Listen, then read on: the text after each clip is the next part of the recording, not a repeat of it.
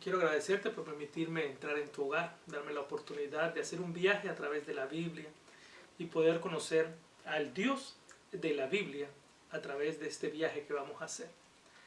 Hoy vamos a empezar con la lección número 1. Vamos a empezar hablando acerca de Dios, lo que la Biblia enseña acerca de Dios. Y la primera pregunta es, ¿cuántos dioses hay? ¿Cuántos dioses hay? Vamos a ver la respuesta en el libro de Efesios. En el libro de Efesios encontramos la respuesta a esta pregunta. El capítulo 4, el versículo 6 del libro de Efesios, y dice la palabra de Dios. Un Dios y Padre de todos, el cual es sobre todos y por todos y en todos. ¿Ok? La Biblia dice que hay un solo Dios, que es el Padre de todos, que está sobre todos y es el dueño de todo lo que existe en nuestro alrededor. Así que la respuesta a cuántos dioses hay es uno. Hay un solo Dios. Ahora, ¿cómo es ese Dios? Bueno, vamos a ver qué nos dice la Biblia acerca de cómo es ese Dios. La segunda pregunta es, ¿cuál es la naturaleza de Dios? Y la respuesta la encontramos en el libro de Juan. Y en el libro de Juan vamos hasta el capítulo 4 y leemos el versículo 24. Dios es espíritu, y los que le adoran en espíritu y en verdad es necesario que le adoren. Ahora vamos a detenernos un ratito en esta pregunta.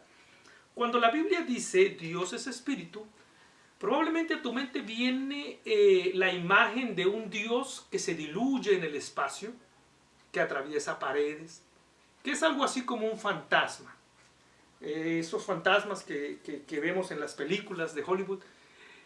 Nuestra mente está preparada para imaginarnos a un Dios espíritu que se diluye en nuestra presencia y que atraviesa paredes.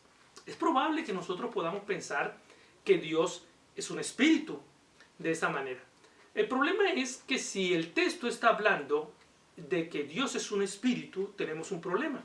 Porque el resto del texto dice, y los que le adoran, tú y yo, que adoramos a Dios, en espíritu y en verdad es necesario que le adoremos.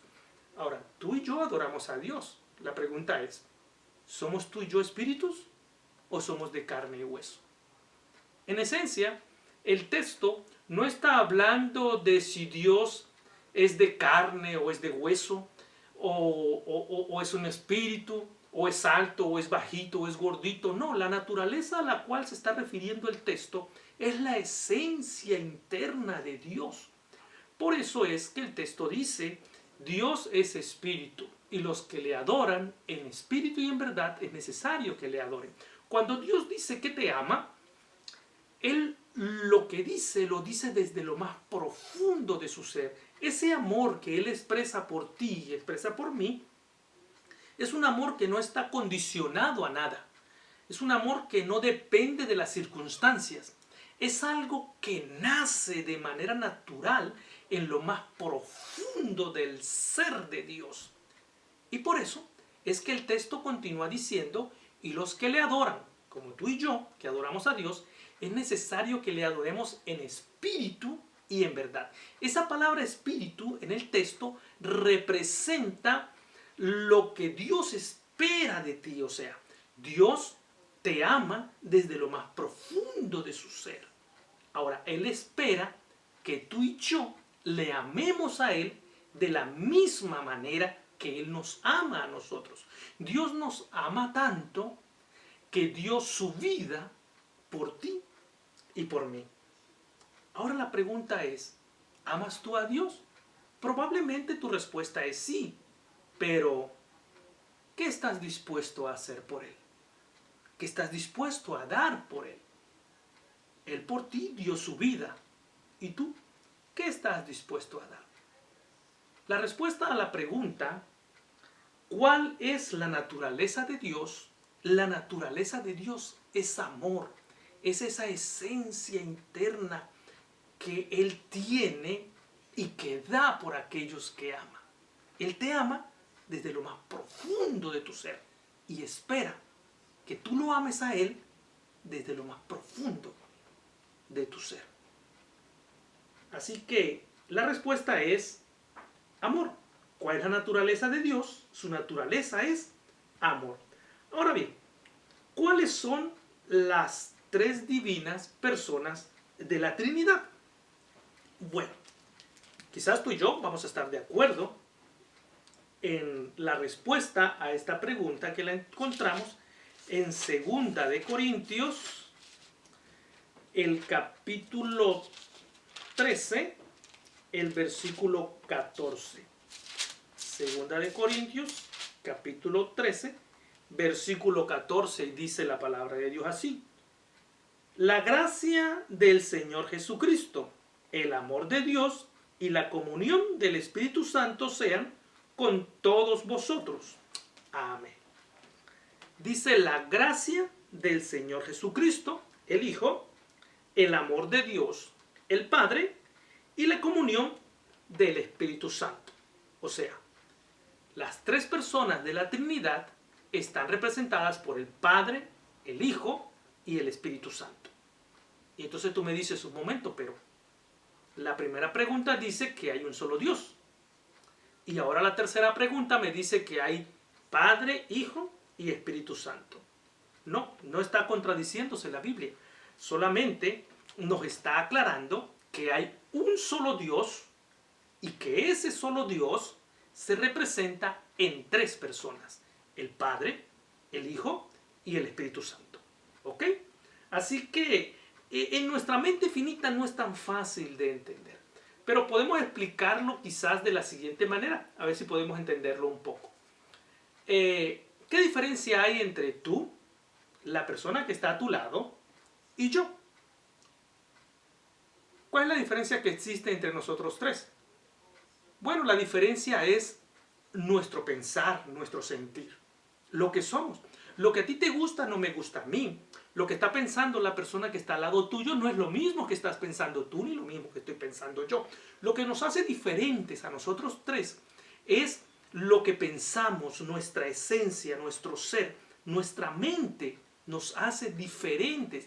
Ahora, imagínate que tú, la persona que está a tu lado, y yo pensemos lo mismo al mismo tiempo, amemos igual, sintamos lo mismo y nos gusten las mismas cosas. ¿Cuál sería la diferencia? Ninguna. Eso es Dios. Dios es un solo Dios en tres personas.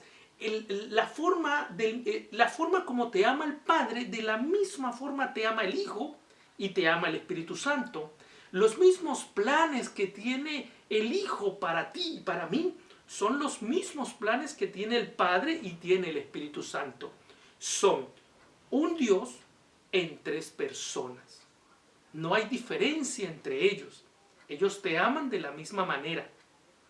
Tienen los mismos planes para ti y no hay diferencia entre el uno y el otro. Es una forma sencilla de poder entender cómo un solo Dios puede estar representado en tres personas: Padre, Hijo y Espíritu Santo. Ahora bien, ¿cómo es el carácter de Dios? Ya vimos cuál es su naturaleza. Ahora, ¿cuál es el carácter de Dios? Vamos al libro de Primera de Juan. En el libro de Primera de Juan encontramos en el capítulo 4, leemos el versículo 8 y allí encontramos la respuesta a la pregunta: ¿cuál es el carácter de Dios? Mira lo que dice Primera de Juan, capítulo 4, versículo 8. El que no ama no ha conocido a Dios, porque Dios es amor. Repito, el que no ama no ha conocido a Dios, porque Dios es amor. Y tú dices, bueno, ya yo la hice entonces, porque yo amo a mi esposa, amo a mis hijos, amo a mis padres, amo a las personas que me rodean, que me hacen bien. Pues entonces quiere decir que yo amo.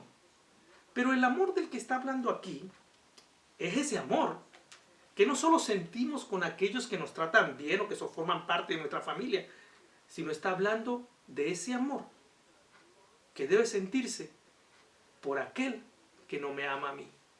Ese que te hace la vida de cuadritos en el trabajo, ese que te molesta en la escuela, ese que no te deja en paz, que es tan difícil amar, ese es el que Dios quiere que yo ame también.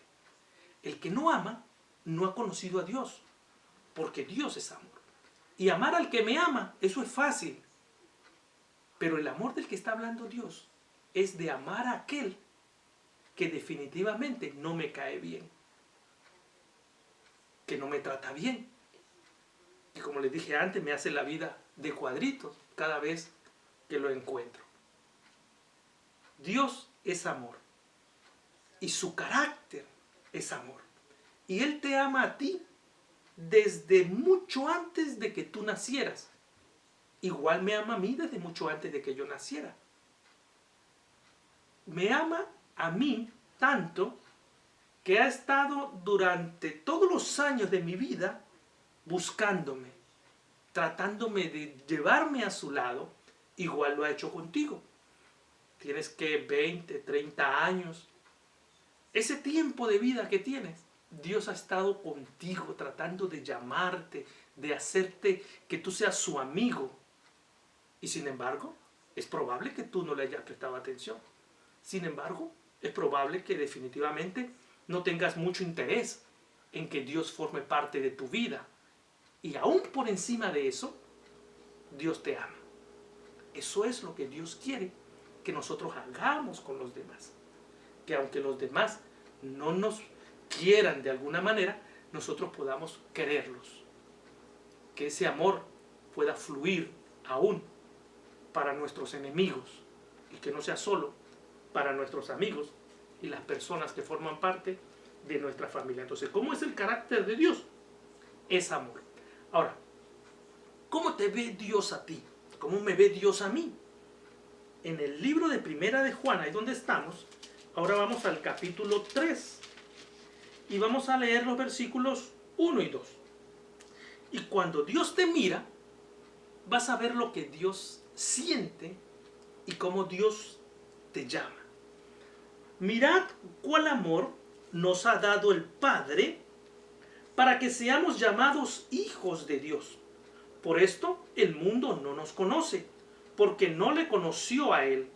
Amados, dice el versículo 2, ahora somos hijos de Dios y aún no se ha manifestado lo que hemos de ser.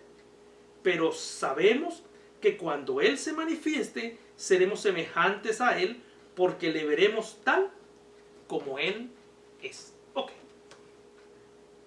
La pregunta es, ¿cómo nos considera Dios? ¿Cómo te ve Dios? Cuando Dios te observa y dice, ¿cómo te llama? Hijo. Hijo. ¿Te llama hijo? ¿Te llama hija? Mirad cuál amor nos ha dado el Padre para que seamos llamados hijos de Dios. Dios te considera su hijo. Dios te considera su hija. Si tú eres padre o tienes hijos, entonces puedes saber lo que significa esa palabra. Así como tú amas a tus hijos y eres capaz de dar todo por ellos, Dios te considera a ti su hijo y Él es capaz de dar todo por ti. De hecho ya lo hizo. Dio su vida por ti porque te considera su hijo. ¿Se preocupa Dios por ti o por mí? ¿Te preocupas tú por tus hijos? Oh, claro que te preocupas por tus hijos. ¿Y crees que tu Padre Celestial se preocupa por ti, considerándote a ti su hijo? Mira lo que dice el libro de Salmos. Vamos a la mitad de la Biblia, en el libro de Salmos, el capítulo 40, o el Salmo 40. Y vamos a leer los versos del 1 al 3. Y mira lo que dice la Biblia. Dice, pacientemente esperé a Jehová, y se inclinó a mí y oyó mi clamor. Versículo 2. y me hizo sacar del pozo de la desesperación, del lodo cenagoso. Puso mis pies sobre peña y enderezó mis pisadas. Y dice el versículo 3, puso luego en mi boca cántico nuevo, alabanza a nuestro Dios. Verán esto muchos y temerán y confiarán en Jehová. ¿Se preocupa Dios por tus problemas? Bueno, mira lo que dice el salmista, lo acabamos de leer. El salmista tenía un problema y le oraba a Dios. Pero por las palabras que dice el primer versículo parece que Dios no le contestó tan rápido. Dice, pacientemente esperé a Jehová hasta que por fin inclinó a mí, dice el salmista, y oyó mi clamor. Por algún tiempo el salmista parece que había estado orando por algún problema hasta que por fin Dios le contestó su oración. Y entonces el salmista dice que cuando le contestó su oración, lo sacó del lugar donde estaba el problema y lo puso sobre una roca firme. O sea, le ayudó a solucionar el problema o el inconveniente que tenía. Ahora, Dios no solo se preocupa por resolverte el problema, Dios quiere cambiar toda tu vida, quiere que tú seas diferente. No solo que pidas que cambie el problema que tienes en el momento, sino Él quiere cambiar toda tu vida. Por eso dice el versículo 3, puso luego en mi boca cántico nuevo, alabanza a Jehová. Querido amigo, Él no solo quiere resolver tus problemas, Él quiere que tú formes parte de su pueblo. Él quiere que tú puedas tener el privilegio o la oportunidad de tomar todas las promesas que Él tiene en este libro que llamamos Biblia para que formen parte de tu vida. Y no solo de tu vida, sino de tu familia. Que todas esas promesas que están aquí puedan ser una realidad en tu vida. Ahora bien, hemos conocido a Dios. Dios es un Dios, un solo Dios. Dios es ese Dios, pero en tres personas: el Padre, el Hijo y el Espíritu Santo. Su naturaleza es amor, su carácter es amor. Él lo único que quiere es que tú puedas entender que el amor es un camino de dos vías. Así como Dios viene a ti y te ama y dio su vida por ti, Él espera que nosotros, como sus hijos, también vayamos a Él y le podamos dar el amor del mismo tamaño que Él nos los da a nosotros. ¿Qué vas a hacer ahora? No sé. Puedes decidir hacer lo que sea. Mire, cuando uno aprende cosas nuevas, uno necesita tomar la decisión de qué hago con eso nuevo que aprendí. O lo guardo, o lo tiro, o hago como si no fuera existido, o lo practico, o qué hago. Tengo que tomar una decisión. ¿Cuál es la decisión que vas a tomar? No sé. Una cosa sé, la Biblia te aconseja que hagas lo siguiente. En el libro de Éxodos, el segundo libro de la Biblia, encontramos en el capítulo 20 el primer consejo que Dios te da para que puedas hacer en tu vida lo que aprendiste hoy. Dice el capítulo 20 del libro de Éxodos, el versículo 7 dice: no tomarás el nombre de Jehová tu Dios en vano, porque no dará por inocente Jehová al que tomare su nombre en vano. ¿Qué significa eso? ¿Cuál es el consejo que Dios me está dando? Que respetes el nombre de Dios, que lo representes como un hijo de Dios. Cuando tú dices yo soy cristiano, yo soy hijo de Dios, entonces debes representar a Dios como lo que eres, un hijo de Dios. No puedes decir soy un cristiano, soy hijo de Dios y andar por la vida haciendo lo que quieres, hablando como quieres, tomando como quieres, viviendo como quieres. No puedes.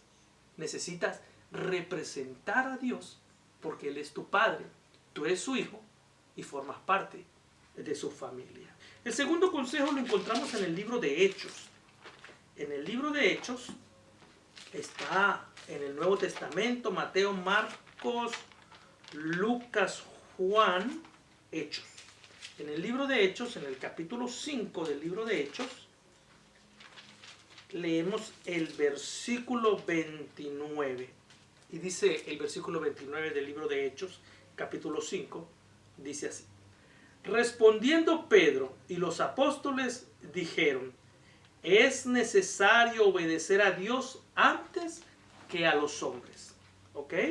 El consejo es que debes obedecer a Dios antes que a los hombres.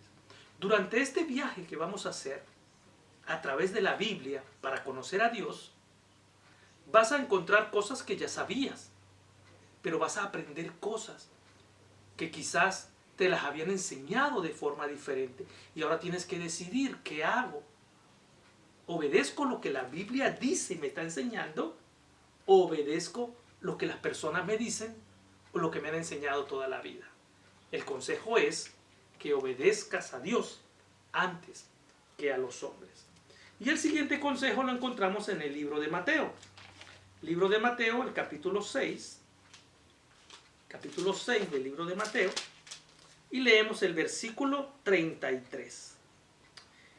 Dice el versículo 33. Mas buscad primeramente el reino de Dios y su justicia, y todas estas cosas os serán añadidas. Es probable que tú tengas planes. Es probable que a ti no te interese, por alguna razón, seguir a Dios. Es probable que te sientas muy joven. Es probable que sientas que te faltan muchas cosas por conocer en la vida. Pero Dios dice, y es el consejo de Dios, ponerlo a Él por encima de todas las cosas, por encima de todos tus planes, y todos tus planes y todas las cosas que tú puedas tener vendrán a tu vida por añadidura. Y finalmente, vamos al último consejo que la Biblia te da. Está en el libro de Mateo, el capítulo 22, y leemos el versículo 37, y dice la palabra de Dios así. Amarás al Señor tu Dios con todo tu corazón, con toda tu mente y con toda tu alma. ¿Cuál es el consejo entonces? Que ese Dios del cual comenzaste a conocer hoy, lo puedas amar. Pero amarlo desde lo más profundo de tu ser. Que así como Él te ama a ti, tú puedas amarlo. Que así como Él dio su vida por ti, tú puedas darle a Él tu corazón, tu vida y tu amor. Ese es el consejo que Dios da. Tú puedes tomar la decisión que quieras. Eres una persona libre y Dios respeta tu libertad. Él solo te aconseja y tú tomas la decisión. Te voy a hacer una pregunta y tú vas a responderla de acuerdo a las decisiones que tú quieres tomar. ¿Crees en Dios Padre, Dios Hijo y Dios Espíritu Santo? ¿Estarías dispuesto a amarlo y obedecerlo como tu Padre Celestial? Eso te toca decidirlo a ti. Ya oíste los consejos que Dios te dio. A ti te toca decidir qué vas a hacer con lo que aprendiste. Que Dios te bendiga y nos vemos en la próxima cita.